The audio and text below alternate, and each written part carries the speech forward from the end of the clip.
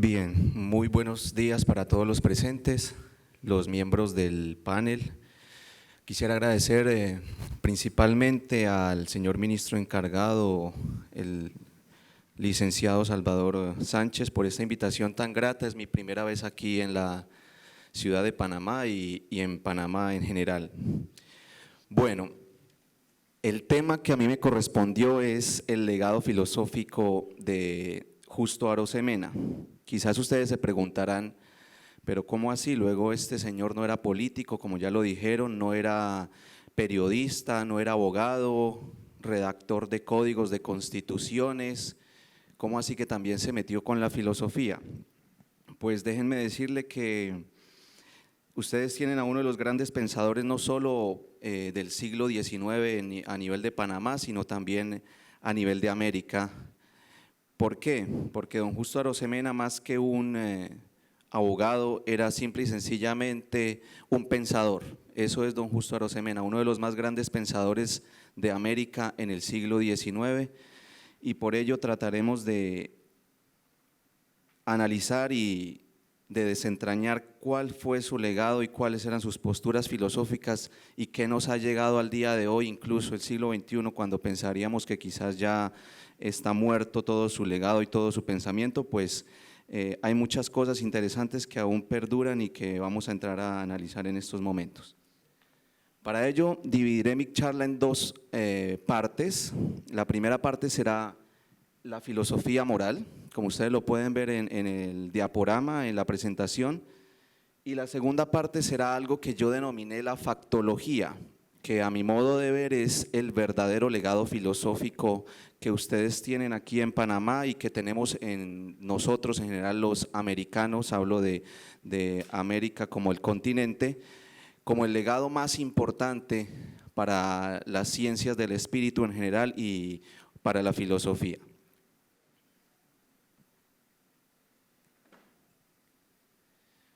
Hay una palabrita que va a marcar el pensamiento de don Justo Arosemena, o mejor una expresión muy conocida en Grecia antigua que estaba inscrita allá en el templo de Delfos, y es la primera frase con la que entran los estudiantes de filosofía griega en sus primeros semestres o en sus primeras clases, porque es la base de todo el pensamiento occidental griego y sobre todo de todo el pensamiento clásico, y es esa palabrita que está en griego, notisoton, o en latín nocete ipsum, que significa conócete a ti mismo. Esa frase o esa expresión, junto con otra expresión que todos los que andan en el mundo de la filosofía conocen, y es nada en exceso, son las dos frases que van a regir el pensamiento desde los famosos presocráticos o filósofos primeros hasta que termina prácticamente el albor o los grandes momentos de la filosofía griega. Esta entonces será la frase que va a guiar a don Justo Arosemena, es decir, lo que va a determinar su actuar en el mundo de la filosofía.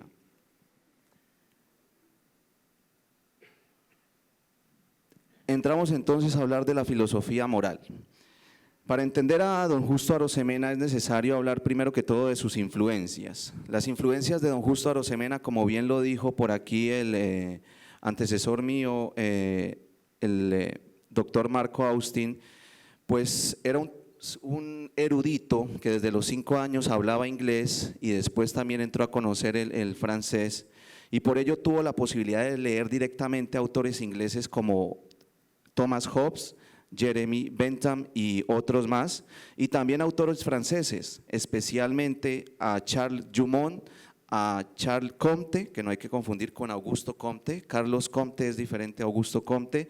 Algunos piensan que porque, como lo veremos en un momento, Arosemena tiene ciertas influencias del positivismo filosófico, su influencia sería Augusto Comte, pero no, en el momento en el que escribe su primer tratado o su primera obra sobre moral, no había salido todavía la obra principal de Augusto Comte en Francia, que es el curso de filosofía positiva. Este señor Charles Comte es entonces uno de las principales influencias, junto a otro muy importante, que es el conde de Tracy.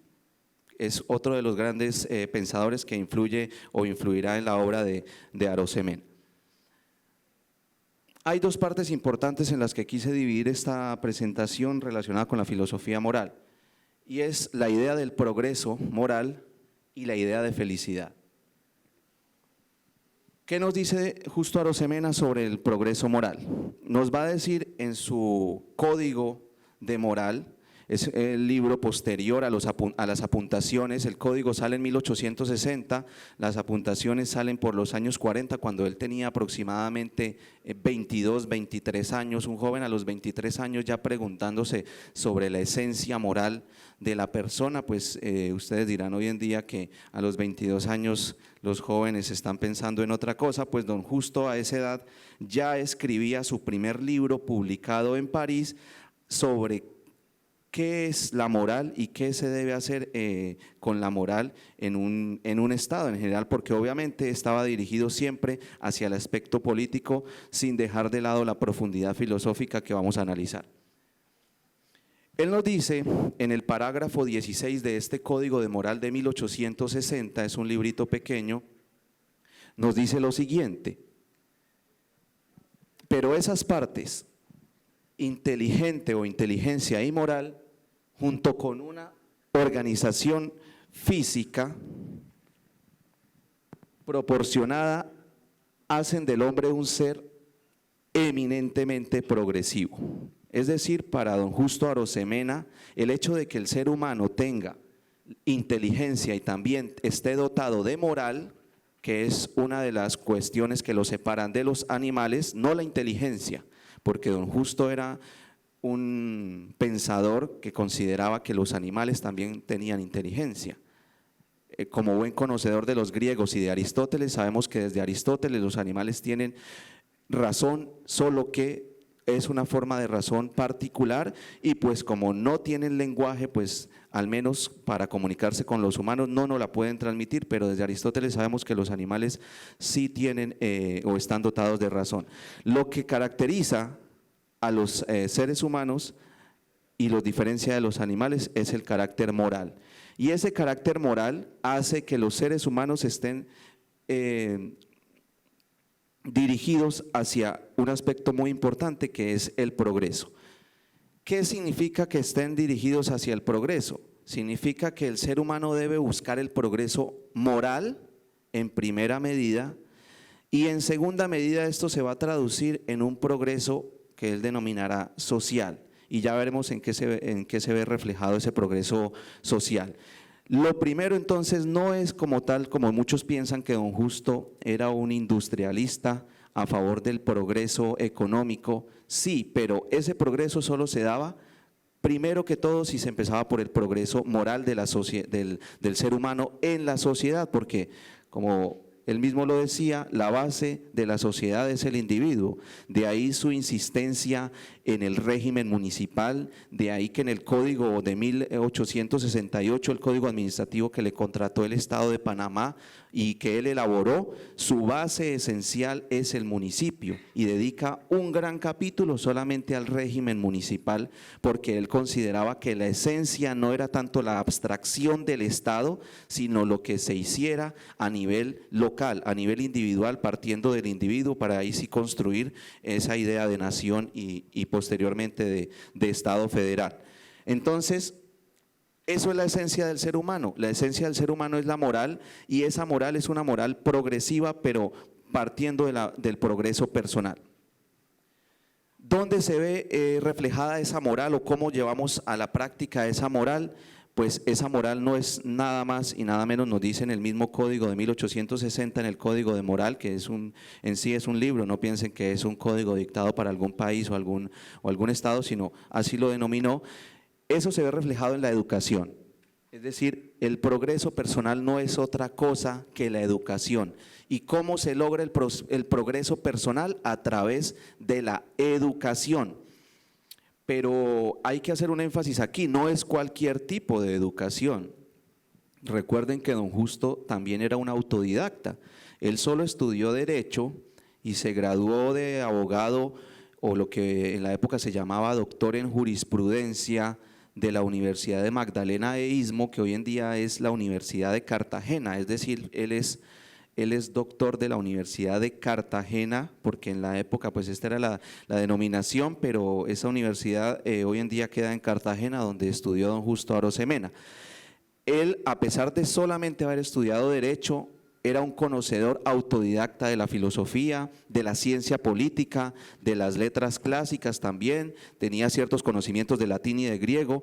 Por eso él pugnaba por una educación integral, no cualquier tipo de educación, una educación técnica quizás que redujera al individuo a solo una especialidad, no era el deseo de don Justo Arosemena. Él pugnaba por una educación integral en todas las áreas, humanidades, ciencias naturales, porque esa era la única forma de que el ser humano lograra el progreso moral del cual él era tan amante. Y en segunda medida tenemos el progreso social.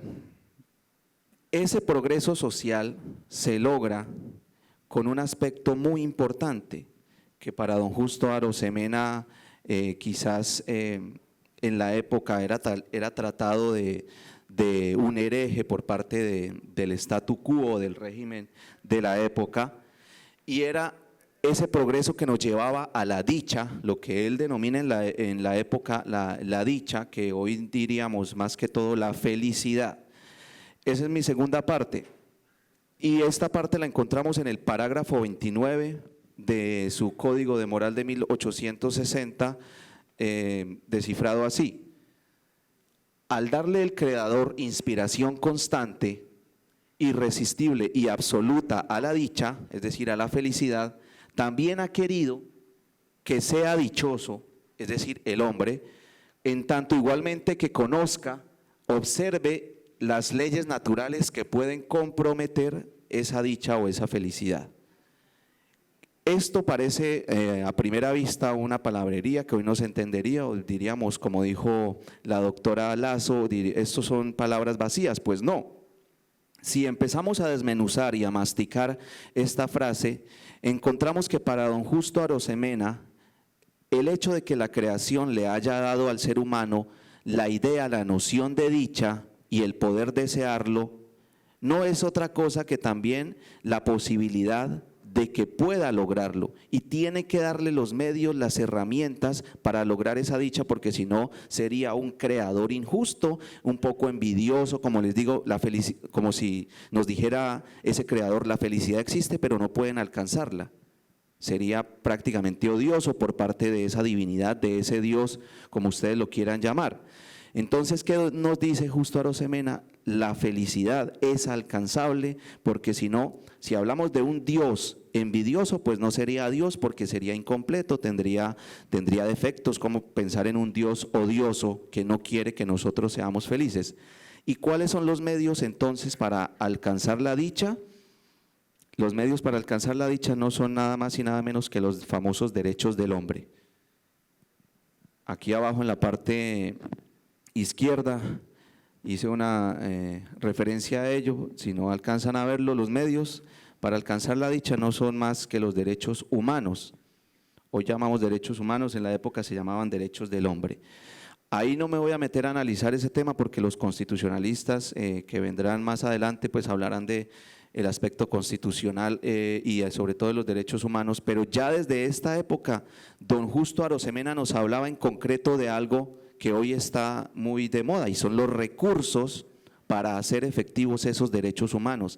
Si no se le da al individuo recursos, hablamos de recursos judiciales fundamentalmente, como aquí el amparo, como el recurso de constitucionalidad o la acción de constitucionalidad, para que haga efectivos esos derechos, pues estamos siendo simple y sencillamente odiosos, y está siendo el creador simple y sencillamente envidioso con el individuo, con su creación, y no lo está dejando ser feliz, porque si no tiene posibilidades de lograr esos derechos del hombre, o como diríamos hoy, derechos humanos, pues sería simple y sencillamente inocuo, sería vacío consagrar un catálogo de derechos para los seres humanos.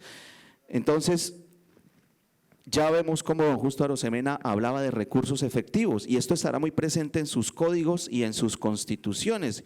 Creo que hay un panel sobre control de constitucionalidad y la obra de don Justo Arosemena, ahí se profundizará qué fue lo que él propuso en materia de control de las leyes con relación a la Constitución. Ahora, en segunda medida, voy a hablar de un aspecto más metafísico, esto sí ya es filosofía un poco más pura, el aspecto de la factología, lo que yo quise denominar la factología como el legado principal de don Justo Arosemena a la filosofía y en general al pensamiento americano.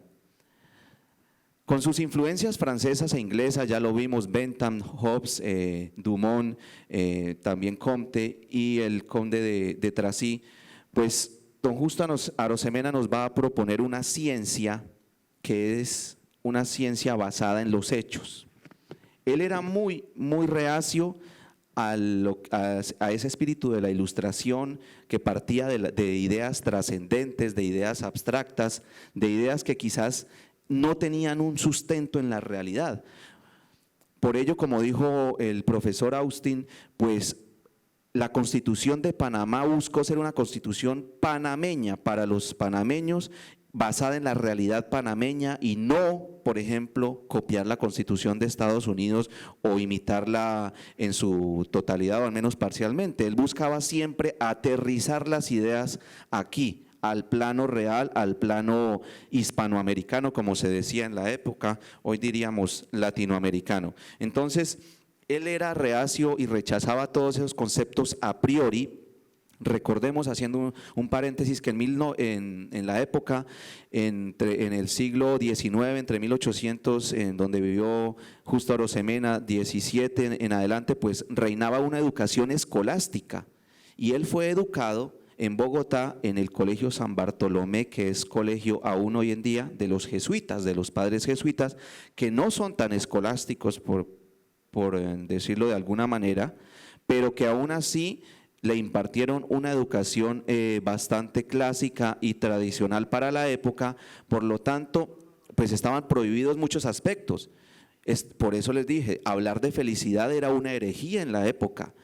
Cuando la Constitución, la Declaración de Independencia de los Estados Unidos trae su famosa frase de to pursue the happiness, perseguir la felicidad, esto fue considerado por la Iglesia Católica y por Roma como una herejía, porque se pensaba que el hombre no estaba en la tierra para perseguir la felicidad, que estaba para otras cosas, para el sacrificio, para lograr su salvación a través de sus obras, mas no para venir a ser feliz. Lo que pasa es que esta palabrita felicidad ha tenido un tránsito desde la época hasta hoy un poco complicado y se le ha metido a esa palabra muchas nociones complejas, pero digamos que en la época era una herejía hablar de estos temas y don Justo ya nos estaba hablando de que dejáramos de lado nuestras ideas a priori, que fuéramos un poco más escépticos y que partiéramos de los hechos. Es decir, él rechazaba toda construcción